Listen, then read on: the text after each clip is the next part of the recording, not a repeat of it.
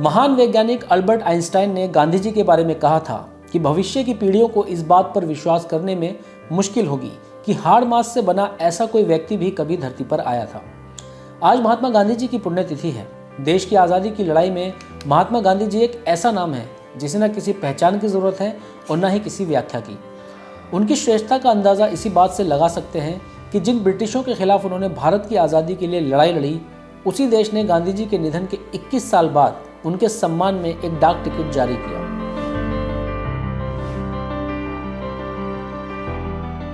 एक सामान्य परिवार में जन्मे महात्मा गांधी जी अपने असाधारण कार्यों और अहिंसावादी विचारों से पूरी दुनिया के मार्गदर्शक बन गए।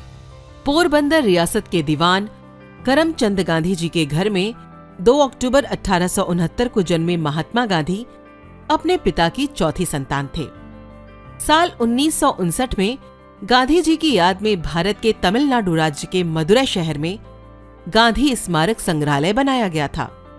इसमें उनके खून से सने हुए वो कपड़े संभाल कर रखे गए हैं जो उन्होंने उस वक्त पहने थे जब पूर्व बिरला हाउस के बगीचे में 30 जनवरी 1948 को नाथूराम गोडसे ने उनकी हत्या कर दी थी।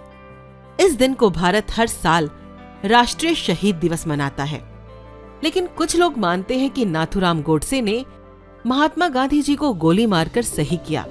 इन्हीं कारणों की वजह से गांधी जी की आलोचना करते हैं, लेकिन देश के लिए उनके त्याग, समर्पण, निष्ठा और आम लोगों के प्रति उनके स्नेह के बावजूद क्या उन्हें गलत ठहराना सही है? जाहिर सी बात है, कोई भी इंसान बिल्कुल परफेक्ट नहीं होता। अगर आज गुलामी के उस बुरे दौर को याद करें तो इतिहास के पन्नों पर लिखे भारतीयों के दर्द की दास्तान हमें रुला देती है। हमारे कई और क्रांतिकारियों सहित महात्मा गांधी जी ने भी उस समय को जिया था। भारत पर उस वक्त गुलामी और विभाजन की 2 तलवारें लटक रही थीं।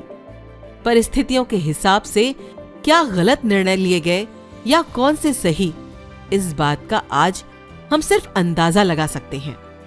और उससे भी बड़ी बात, कोई भी इंसान परफेक्ट नहीं होता, लेकिन उनमें कोई ना कोई ऐसी क्वालिटी तो जरूर थी जिसके चलते लोग उन्हें फॉलो करते थे। न सिर्फ भारत के बल्कि पूरी दुनिया के टॉप नेताओं से लेकर आध्यात्मिक गुरुओं तक वो गलत थे या नहीं, ये हमारी विचारधारा पर निर्भर करता है। कुछ लोग नाथूराम को सही मानते हैं, वो उनके विचार हैं।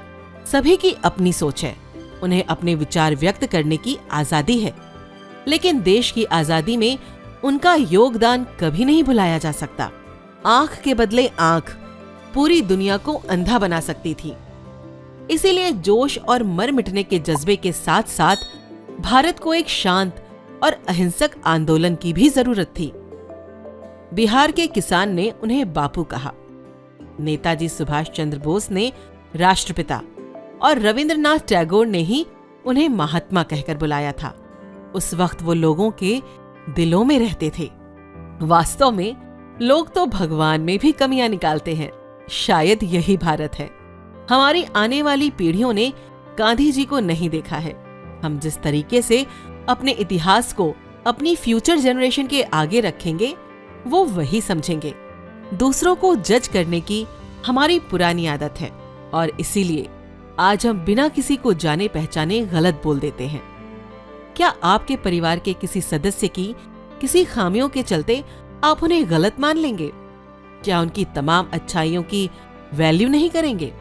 वास्तव में करुणा और शांति के गांधी जी के दृष्टिकोण को Martin Luther king junior, Nelson Mandela और दलाई लामा जैसे दुनिया के बड़े नैतिक और राजनैतिक नेताओं ने फॉलो किया था।